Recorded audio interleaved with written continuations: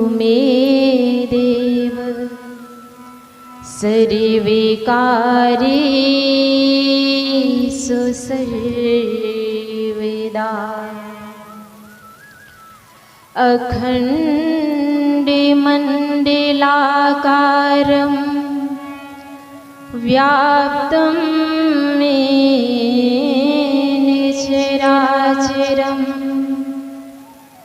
तत्पदं दर्शितं येन तस्मै श्री गुरुवे नमः।